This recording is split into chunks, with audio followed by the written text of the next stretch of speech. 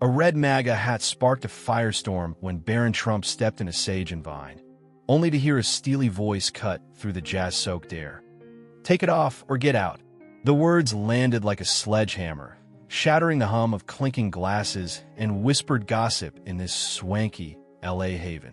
It was a sun-drenched afternoon on March 6th, 2025, and Barron, 18, 6 feet 7 inches of quiet steel, had strolled through the glass doors of the Sunset Boulevard hotspot, the hat perched casually atop his blonde hair. He'd barely settled into a corner booth when Nathan Cole, the manager, stormed over, his tailored suit taut with resolve, his eyes blazing like a man guarding a fortress. Diners froze, forks midair, phones half-raised, as the ultimatum echoed off the polished oak walls, turning a lazy lunch into a public crucible. Barron wasn't here to stir the pot. The youngest Trump, often a shadow in his family's spotlight, had come for a breather after a bruising campus debate, the red hat less a statement than a piece of him, worn with the ease of a favorite jacket. Sage and Vine was his escape, a sleek oasis where the citrus breeze mingled with artisanal cocktails, where the elites sipped and schmoozed under ambient lights. But Nathan didn't see a kid unwinding. He saw a symbol, a spark that could torch his carefully curated piece. "This is a neutral zone," he snapped, loud enough to ripple through the room, his voice a blade slicing the calm. Barron blinked, caught off guard, his fingers brushing the hat's brim as every eye locked onto him. Some smirking, some wincing, all waiting for the Trump name to ignite or implode. He could have argued. Most would have. The air crackled with expectation, the weight of a dozen stares pressing down like a spotlight he'd spent his life dodging. Nathan stood firm, arms crossed, daring him to push back. But Barron didn't bite.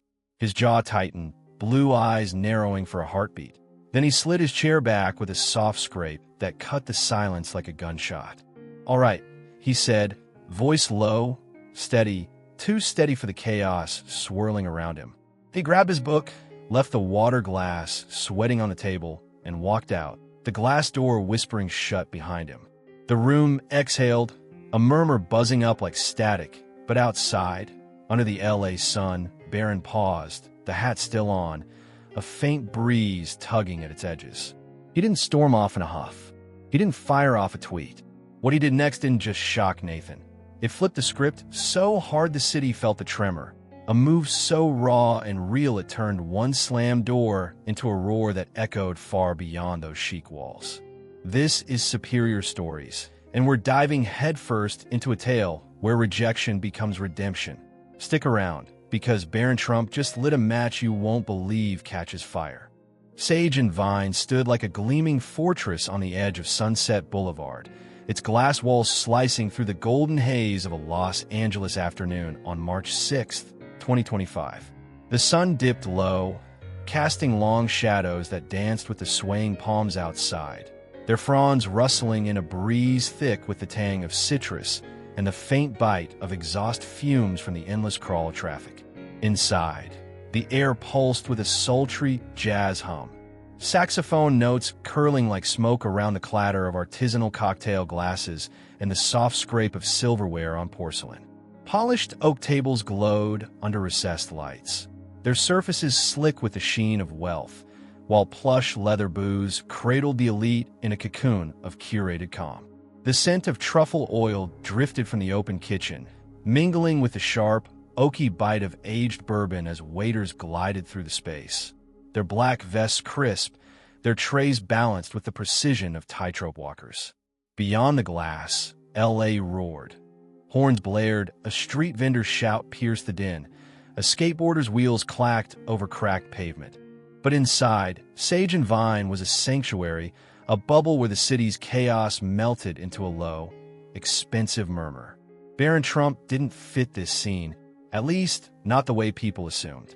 At 18, he towered at 6 feet 7 inches, his lanky frame draped in a crisp white button-down, sleeves rolled to his elbows, a red MAGA hat perched atop his blonde hair with the casual ease of a kid who'd worn it 1,000 times. The hat wasn't a billboard. It was a piece of him, a quiet nod to roots he'd spent his life untangling, as natural as the scuffed sneakers on his feet or the dog-eared copy of Man's Search for Meaning tucked under his arm. His blue eyes, sharp and restless, scanned the room as he stepped through the glass doors. The spine of the book creased from late-night reads under a dorm lamp. He'd come straight from a UCLA debate. 3 hours of sparring over ethics, his throat still raw from shouting down a room that saw him as a caricature, not a voice. Sage and Vine was his refuge, a spot he'd slipped into before to sip water and let the world's noise fade.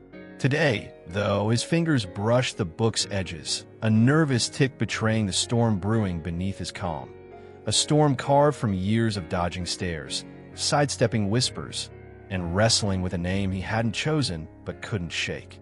Talia Ortiz lounged at a table near the bar, her sketchpad splayed across the oak, a pencil darting between her fingers like a live wire.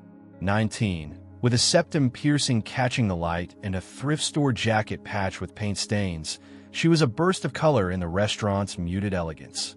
Her dark curls spilled over her shoulders, wild and untamed, as she scribbled a mural design, swirling lines of crimson and gold, a rebellion against the beige world around her. She'd grown up in East L.A., her mom a nurse who'd worked doubles to keep her in charcoal and canvas, her dad a mechanic whose hands smelled of grease and pride. Talia met Barron in a philosophy class last fall. He loomed in the back row, silent until a debate on justice pulled words from him like shrapnel, and they'd clicked over late-night coffee and a shared disdain for pretension. Today, she texted him, "Lunch? I'm broke, and you owe me for that debate prep." Now, she sipped iced tea, her laugh slicing through the room's hum as a waiter refilled her glass. She glanced at Barron's hat, smirking, still rocking the controversy, But beneath the tease, her hazel eyes softened. He'd been too quiet lately, too buried in that book, and she wondered what weight he wasn't sharing. Nathan Cole presided over Sage and Vine like a general on a battlefield, his mid-40s frame wiry beneath a tailored charcoal suit that hugged him like armor. His short black hair, streaked with gray, framed a face etched with lines, years of keeping this place afloat carved into his skin. He stood behind the bar, polishing a tumbler with a rag, the motion mechanical, his knuckles scarred from a life before this polished perch. Nathan had clawed Sage and Vine from a failing bistro into a hot spot 5 years back, pouring every ounce of himself into its gleam, but the cost lingered in his tight jaw, his flinty eyes that darted across the room like a hawk's. A decade ago, his brother had died in a political riot, caught in a clash of banners and fists, a loss that turned Nathan's world to ash. No politics, no fights, he'd growl to his staff, a mantra born from blood, a shield against the chaos that had stolen his family. Today, his hands paused on the glass, the bourbon's amber glow catching the light as his gaze snagged on Barron's hat, a red flare in his fortress, a threat he'd vowed to snuff out. Diego Ruiz weaved through the tables, a busboy with a lean build and hands roughened by work, calluses earned from stacking plates and scrubbing counters. In his mid-20s, his faded black polo clung to his frame, damp with sweat that beaded on his brow, and his dark eyes flicked toward Nathan with every step, wary of the man who ruled this kingdom. Diego was an immigrant's son, raised in a Koreatown walk-up where his dad still drove a cab past midnight, his mom stitching clothes in a dim kitchen. Every clink of a tip jar was a brick toward night school, an accounting degree he'd sketched on napkins since he was 16, a dream of numbers over grease-stained aprons. He admired Sage and Vine's polish, the way the glasses sparkled, the way it promised a life beyond his own, but he chafed at its stiffness, the unspoken rules that kept him invisible. He'd seen Barron before, a quiet regular who tipped heavy and asked about his day once. And today, as he cleared a table near the bar, he caught the red hat, a flash of color that made him pause, a ripple in the restaurant's perfect tide. The room thrummed with its usual pulse, soft chatter weaving through the jazz, a waiter uncorking a bottle with a pop that turned heads, the faint clatter of ice in a shaker behind Nathan's bar. Sage and Vine was a machine, every gear humming, every patron a cog in Nathan's vision of order, A neutral ground where the city's elite could sip their $20 cocktails without the world's mess seeping in. Barron sank into his booth, the leather cool against his back, flipping open his book as the words blurred into a shield against the hum. Talia sketched across the room, her pencil scratching a rhythm of defiance, her tea glass sweating rings onto the table. Diego darted past, his tray wobbling with empties, his sneakers squeaking faintly on the polished floor.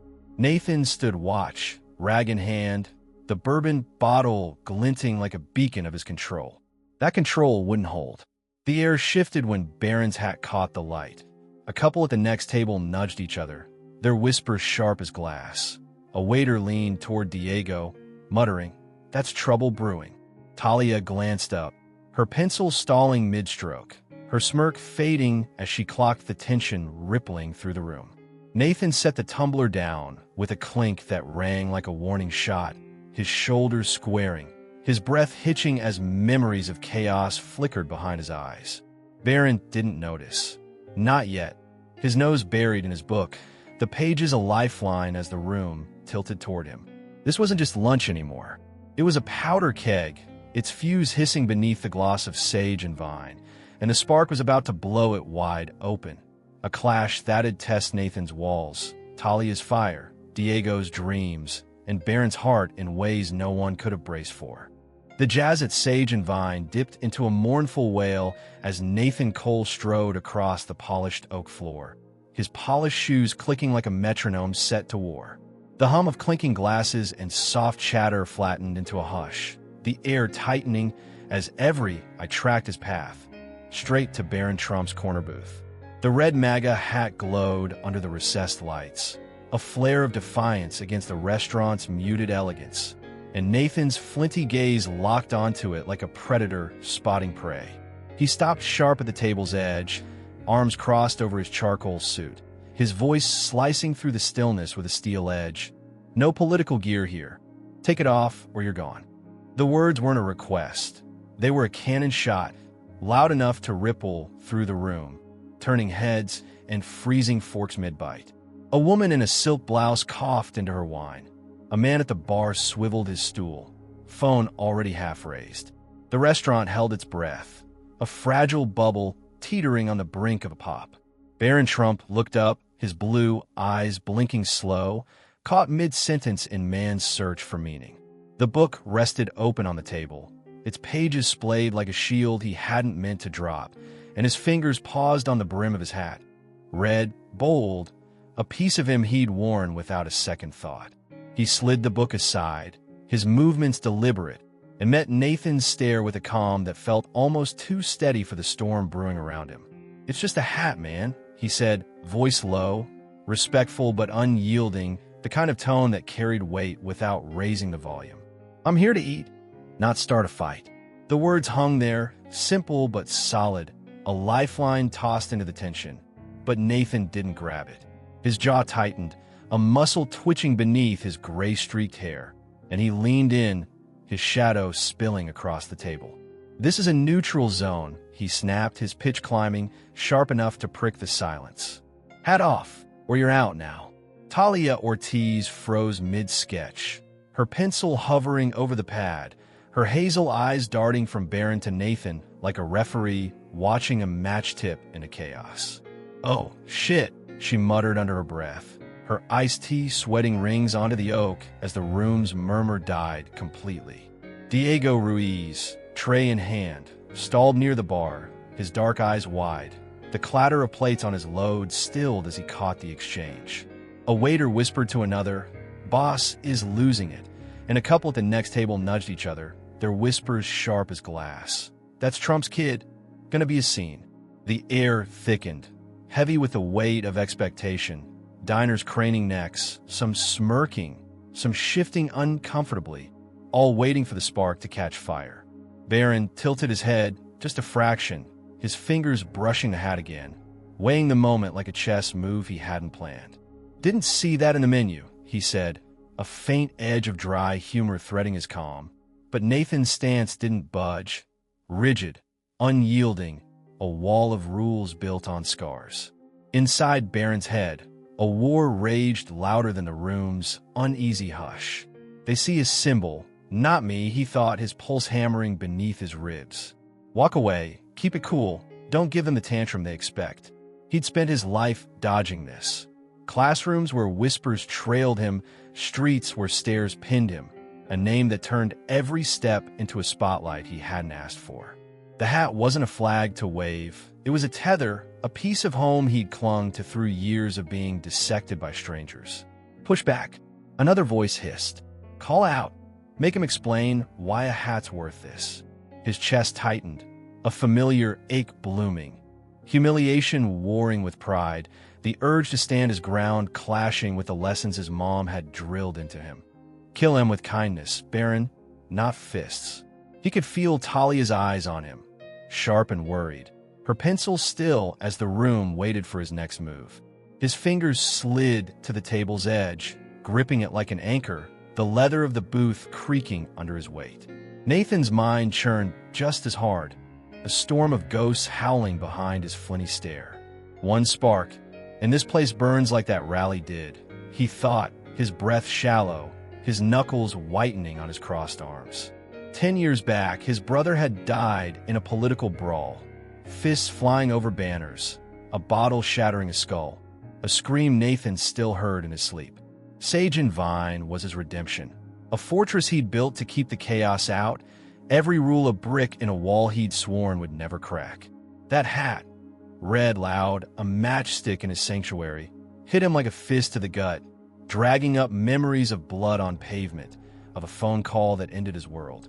No exceptions, he told himself, his voice steady but his hands trembling faintly, hidden by his suit. Let him stay, and it's a signal. Politics bleed in, and I lose everything again. He stared at Barron, not seeing a kid but a threat, a fuse he had to snuff before it lit. The standoff stretched, seconds ticking like hours, the jazz a distant whine beneath the tension. Talia's pencil dropped with a soft clatter, her breath catching as she leaned forward, ready to jump in, but holding back, Barron's fight, not hers. Diego edged closer, tray forgotten, his dark eyes flicking between the two, a quiet hope warring with his fear of Nathan's wrath. The diners watched, a mix of glee and unease, some rooting for a blowout, others shrinking from the heat. I'm not here to disrupt your neutral, Barron said finally, his tone even, his gaze unwavering. But this is me. Kicking me out doesn't make it neutral, it picks a side. The words landed soft but heavy, a challenge wrapped in calm, and Nathan's eyes flashed, his resolve cracking just enough to let doubt seep in. You don't get it, he shot back, voice rough, raw. This isn't about you. It's about keeping this place safe. Barron's mind spun faster. Safe from what? Me? A hat?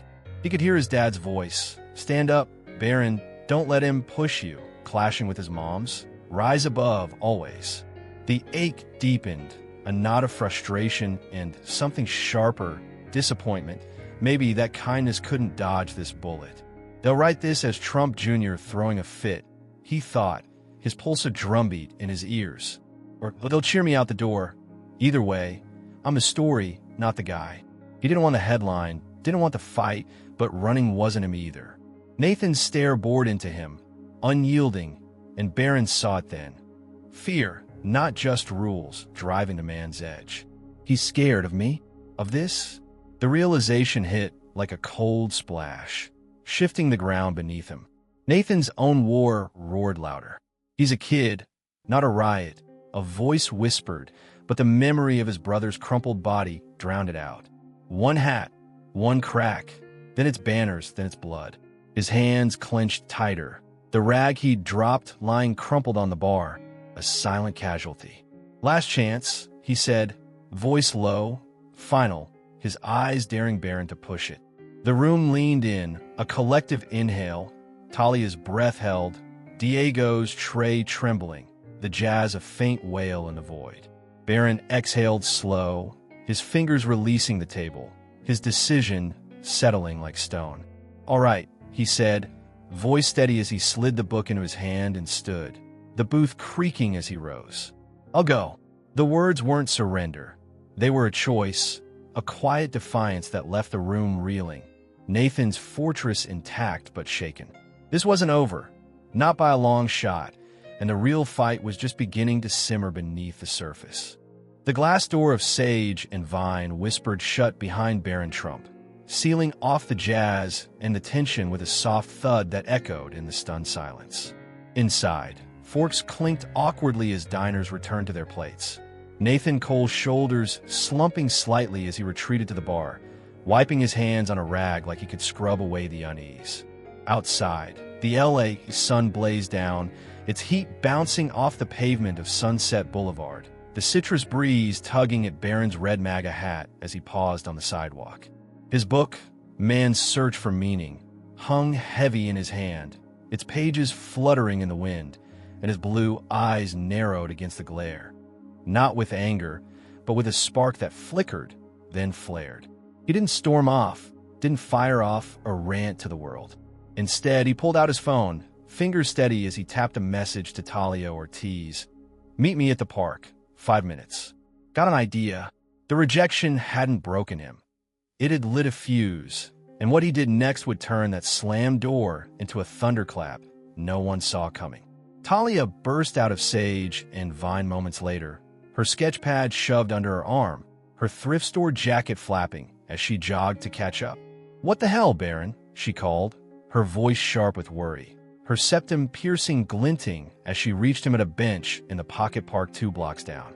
The space was a scrappy patch of green, dry grass crunching underfoot, a warped picnic table etched with graffiti, the hum of traffic a constant growl beyond the palms. Barron sat, the book open on his lap, his hat still on, his jaw set as he stared at the pavement. "They kicked me out for this," he said, tapping the brim, his tone low but electric. "Fina, but I'm not letting it end there." Talia dropped beside him, her hazel eyes wide, her pencil tapping her knee. "So what, you gonna boycott him? Tweet it out." Barron shook his head, a faint smirk tugging his lips.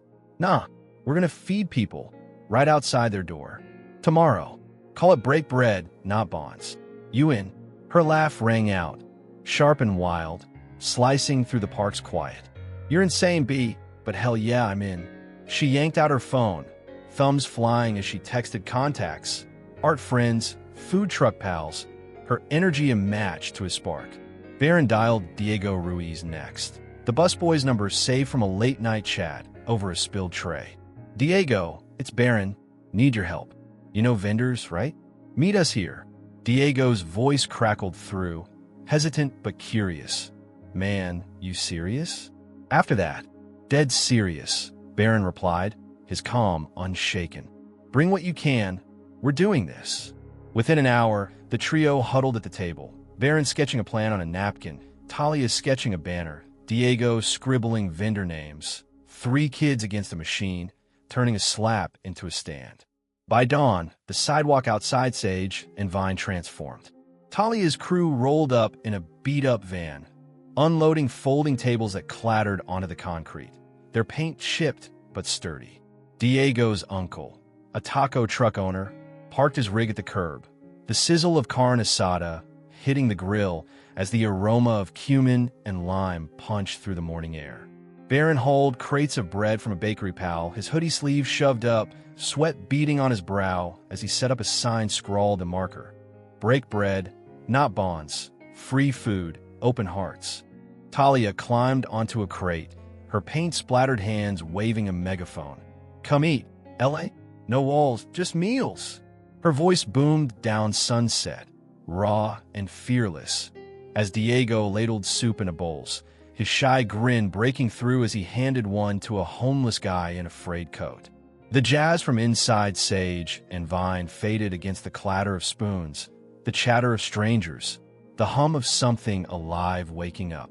Nathan Cole stood at the restaurant's glass wall, his tumbler forgotten on the bar, his flinty eyes narrowing as the scene unfolded. "What the hell is this?" he muttered, his voice a growl lost in the empty dining room. The tables, usually packed with noon regulars, sat half full, diners craning necks to peer outside, some snapping pics through the glass. "He's back," a waiter whispered, nodding toward Barron, who tore bread loaves and passed them out, his hat a red beacon in the growing crowd. Nathan's hands clenched, the rag twisting in his grip. He's mocking me, turning my rules into a circus. But the crowd wasn't jeering. They were eating. Hipsters in skinny jeans, a mom with a stroller, an old man with a cane, shoulder to shoulder, laughing over steaming bowls. A knot tightened in Nathan's gut, doubt creeping in where certainty had ruled.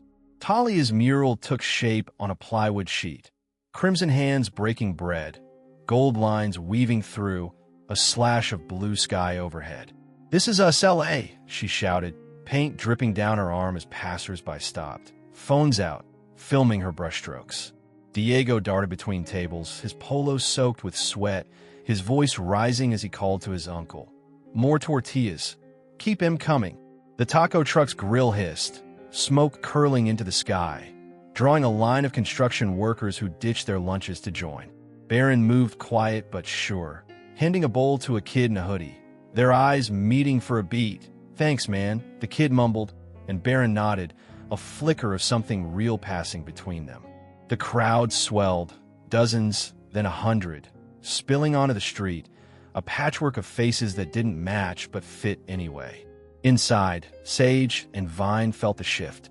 A waiter slipped out, apron still tied, grabbing a taco and muttering to Diego, "Boss ain't happy, but this is dope." Another followed, then a cook, their black vests dotting the crowd like defectors from Nathan's army. Diners trickled out too, a woman in heels clutching a clutch, a guy in a blazer.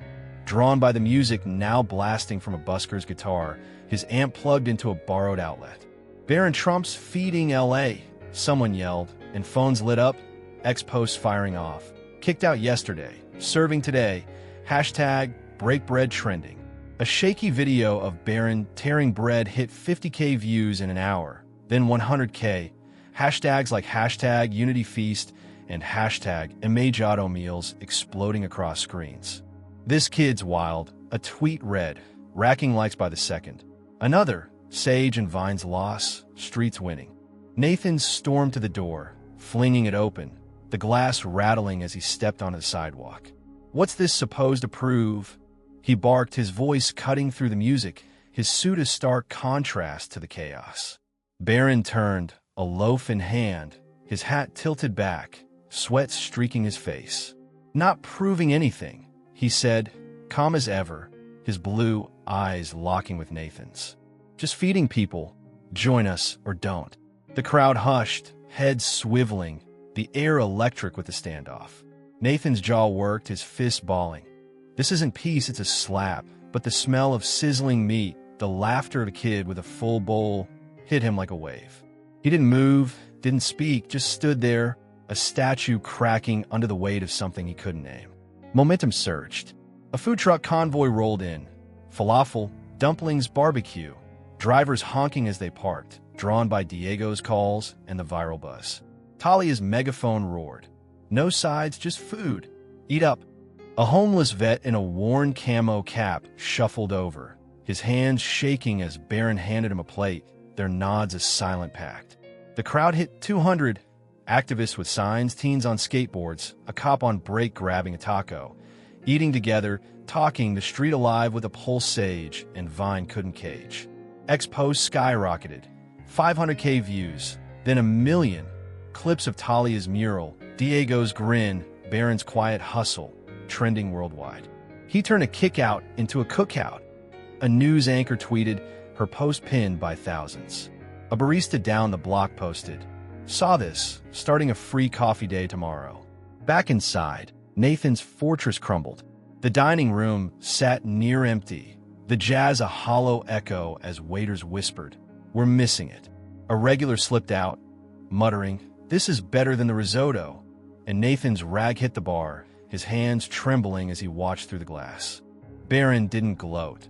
He served, his hoodie streaked with flour, his hat still on, a red thread in a tapestry of faces. Talia painted, Diego hustled, and the crowd grew, a living rebuttal to the rules Nathan clung to. The feast wasn't just food, it was a fire, spreading block by block, and the city felt it, a hum of something raw and real rising from the ashes of a slammed door. Barron had flipped the script, and the real shock was only beginning to unfold. The sidewalk outside Sage and Vine pulsed with life, a chaotic symphony of sizzling grills, clattering spoons, and laughter that drowned out the faint jazz leaking from the restaurant's glass walls.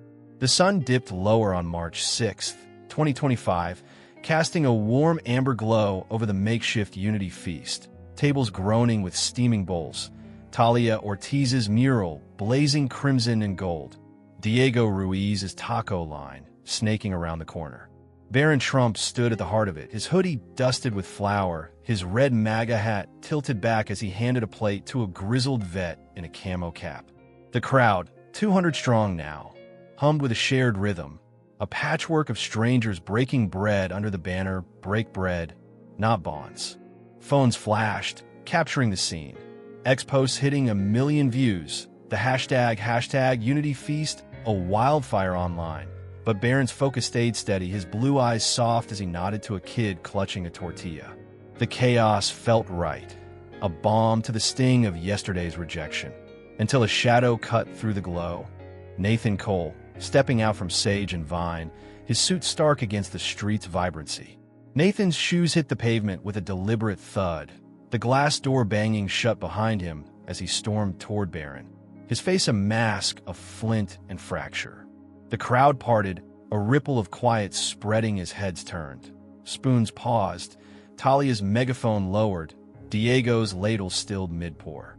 "What's this supposed to prove?" Nathan barked, his voice rough, slicing through the music like a blade through silk. His hands balled into fists, the rag he'd clutched all day gone, his gray-streaked hair catching the fading light. Barron turned, a half-torn loaf in his grip, his hat a red flare in the dusk. He didn't flinch, didn't snap back, just met Nathan's glare with a calm that stopped the manager cold.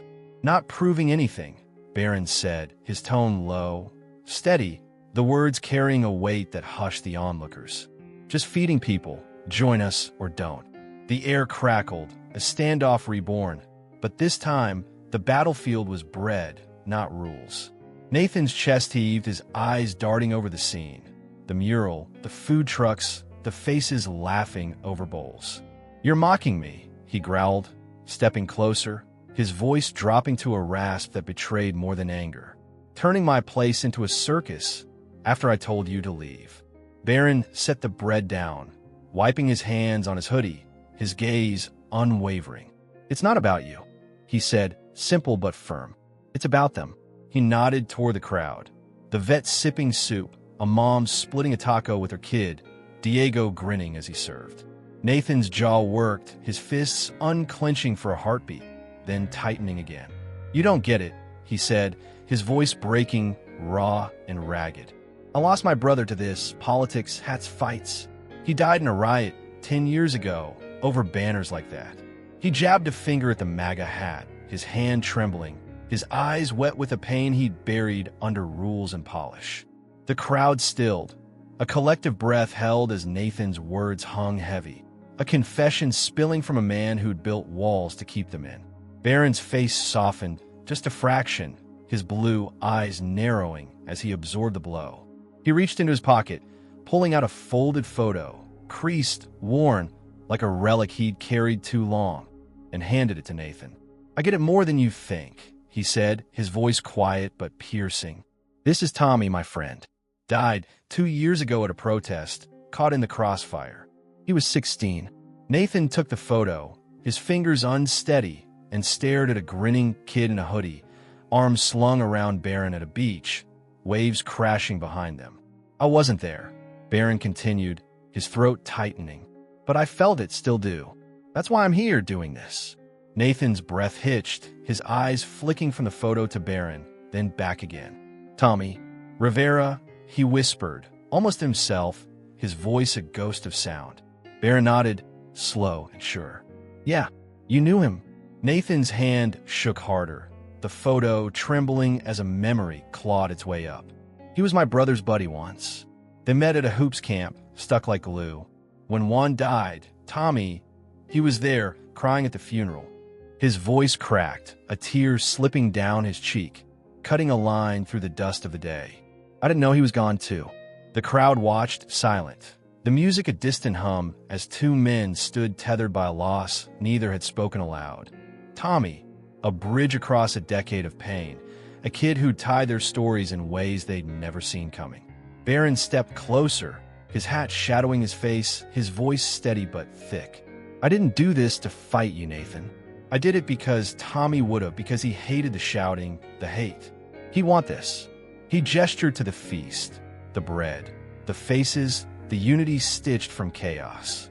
Nathan stared at the photo, his shoulders slumping as the weight of his rules, his fortress, buckled under the truth in Barron's words. "I thought I was keeping it safe," he said, barely audible, his eyes locked on Tommy's grin. "But I just kept it cold, kept him out." His voice broke again, and he pressed the photo to his chest, a sob catching in his throat. "I'm sorry, kid. For yesterday, for not seeing you." Barron didn't rush to fill the silence, just stood there, letting Nathan's words settle, then extended a hand, flour-dusted and steady. "This is for them, Juan, Tommy." Together, Nathan hesitated, his own hand hovering, then gripped Barron's with a force that shook them both. Calluses meeting calluses, a handshake that wasn't just peace but a pact. Tears streaked Nathan's face, his suit rumpled, his guard shattered, and Barron's faint smile broke through, a crack of light in the dusk. The crowd erupted, not a roar, but a soft, swelling clap, hands meeting in a wave that felt like a heartbeat. Talia's cheer cutting through, Diego's grin wide as he clapped a ladle against his tray.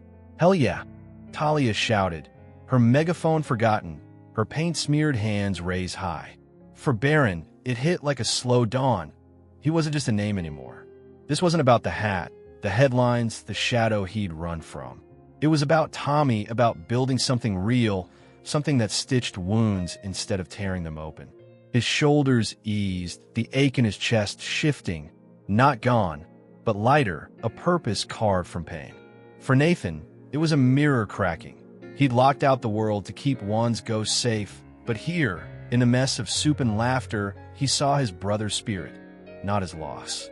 "I've been hiding," he murmured, handing the photo back, his voice raw but resolute. "No more." Barron took it, tucking it away, their eyes locking, a silent vow that this wasn't the end, but a beginning. The crowd pressed in, sensing the shift. Diego handed Nathan a bowl, his shy nod a welcome. Talia slung an arm around Barron, her laugh a spark of triumph. A vet clapped Nathan's shoulder, muttering, "Good on ya," and a kid tugged Barron's sleeve, offering a shy thanks. The music swelled, a busker's guitar strumming louder, a beat that matched the pulse of the street. Sage and Vine's glass walls reflected the scene. Empty tables inside, life outside, and Nathan didn't retreat. He stayed, bowl in hand, tasting the soup as the crowd cheered again, softer now, truer. This wasn't just a feast anymore. It was a reckoning, a bridge built from broken pieces, and the heart of it beat in that handshake, a moment where two paths collided and chose to rise together. The dusk settled over Sunset Boulevard, the amber glow of streetlights flickering to life as the unity feast outside Sage and Vine wound down, its energy lingering like a heartbeat in the cooling air. Tables stood littered with empty bowls, the taco truck's grill hissed its last sizzle, and Talia Ortiz's mural glowed under the fading sun. Crimson hands breaking bread, a testament etched in paint. The crowd, 300 souls who'd eaten, laughed, and clapped, thinned out, their voices a soft hum as they trickled away, carrying full bellies and fuller hearts. Barron Trump stood near the mural, his hoodie streaked with flour, his red MAGA hat tilted back as he handed a final loaf to a kid in a faded hoodie. Nathan Cole lingered nearby, his suit rumpled, a bowl of soup cradled in his hands. His first taste of the feast he'd fought, now a quiet surrender to its warmth. The street felt alive, reborn, a battleground turned sanctuary, and the echo of their handshake still thrummed in the air. A promise that this wasn't the end. It was the start of something bigger. Barron exhaled, his shoulders easing as he surveyed the scene. Crumbs on the pavement, Talia packing her brushes, Diego stacking trays with a grin that wouldn't quit. He'd walked out of Sage and Vine a day ago, a kid with a hat and a bruise. But now he stood taller, not because he'd won, but because he'd built something Tommy would have loved. Nathan approached, his steps slow, his flinty eyes softer as he set the bowl on a table. "You're all right, kid," he said, his voice gravelly but warm, a faint smile tugging his lips. It's good. I'm in. Let's keep it going." Barron nodded, a flicker of relief breaking through his calm. "Monthly?" he asked, and Nathan clapped his shoulder, firm and real. "Monthly. Sage and Vine's got the space. Breakbread Nights, open to all. For Tommy and Juan." The pact sealed with a nod, a new rhythm born from the ashes of their clash. Inside Sage and Vine, the shift was tangible. The next night, the dining room buzzed, not with the stiff clink of elite glasses, but with the clatter of bowls and the hum of a jazz trio Nathan had booked, their notes weaving through chatter that felt looser, truer.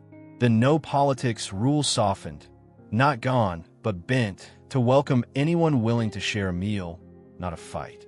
Nathan swapped his suit for a black shirt, sleeves rolled as he poured water, his hands steady now, the ghost of his brother not a weight but a guide. Barron showed up, hat off this time, helping Diego serve tacos, soup, bread, his quiet presence a bridge between the street and the polished oak. Diego grinned wider, his apron swapped for a crisp polo, his night school fund boosted by tips from a feast. "You're stuck with me now, Jeef," he teased Barron, who smirked, passing him a tray. "Good, I need the muscle." Talia's mural stayed, mounted on Sage and Vine's wall, a permanent mark of the night that cracked it open.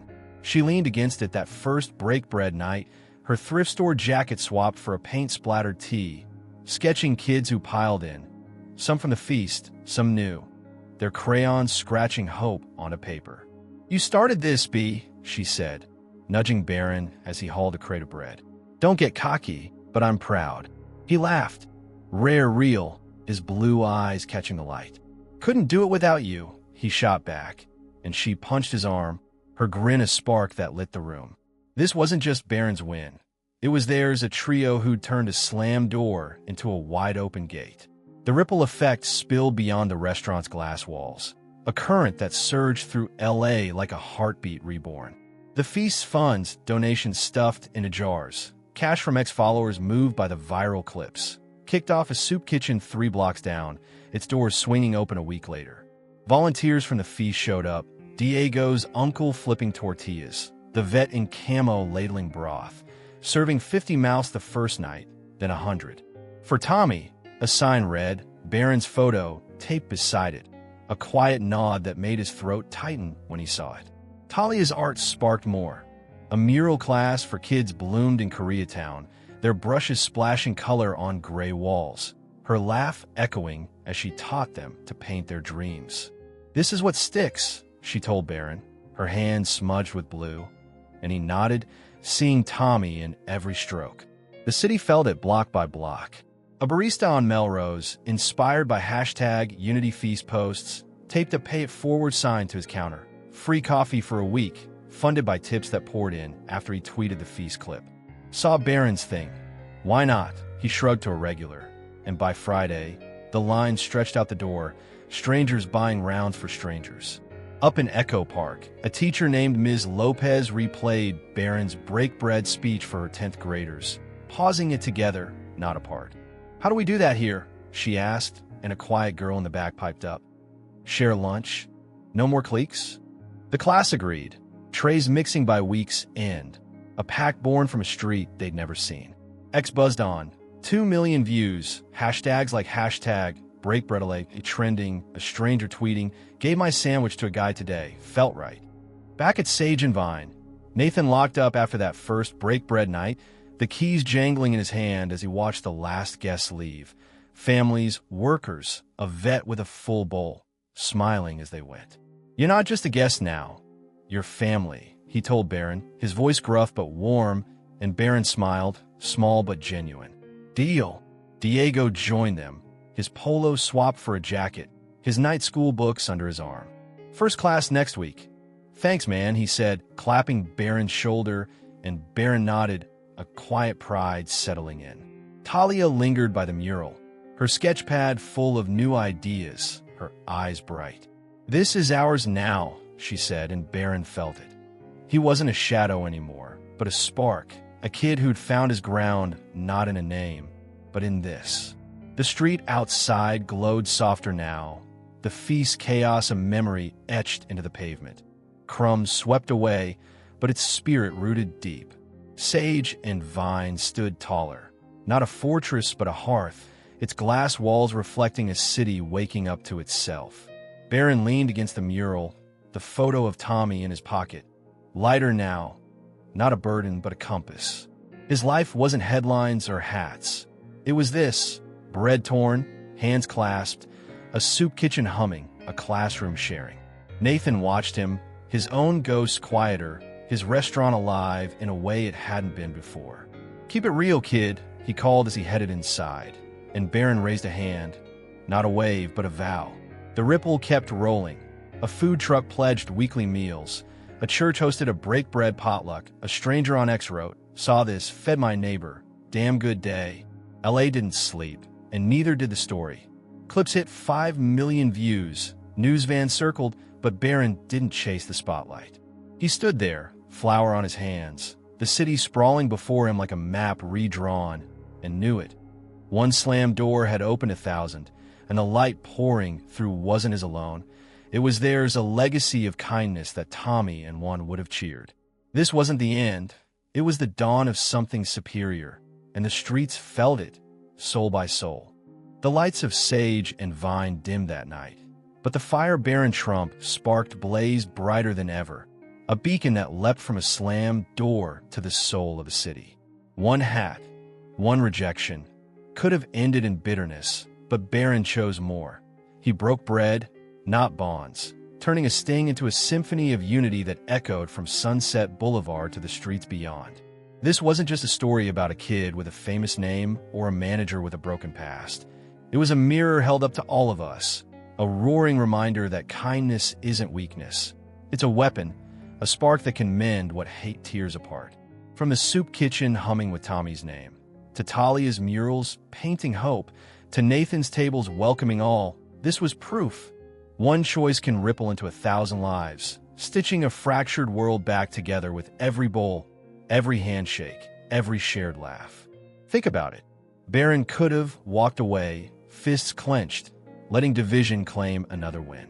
Nathan could have doubled down, hiding behind his rules like a shield.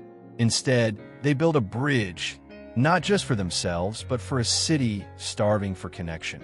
Superior Stories showed you the feast, the photo, the tears, but it's bigger than that.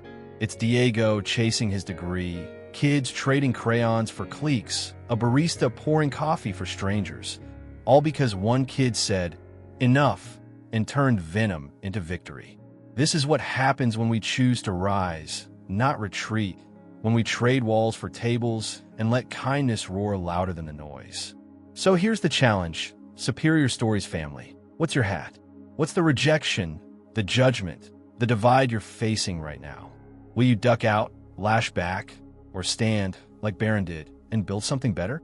You got a street, a table, a chance. Every day's a shot to break bread, not bonds. Start small, share a meal, a word, a hand, and watch it grow. Drop your story in the comments. Tell us the time you turned a kick into a kindness, or when someone's grace flipped your script. Let's keep this fire blazing, one spark at a time, because the next tale might be yours, and we're here to shout it loud. Kindness isn't quiet. It's a thunderclap, a force that drowns out the chaos. Barron proved it. Nathan lived it. LA felt it. You got that power too, right now, in your hands, your voice, your choice. So wield it. Make it count. Rise above the noise and build something superior, not just for you, but for the stranger who needs it most. This is Superior Stories, where every saga dares us to be more. Subscribe, share, and let's rewrite the world together. Your move.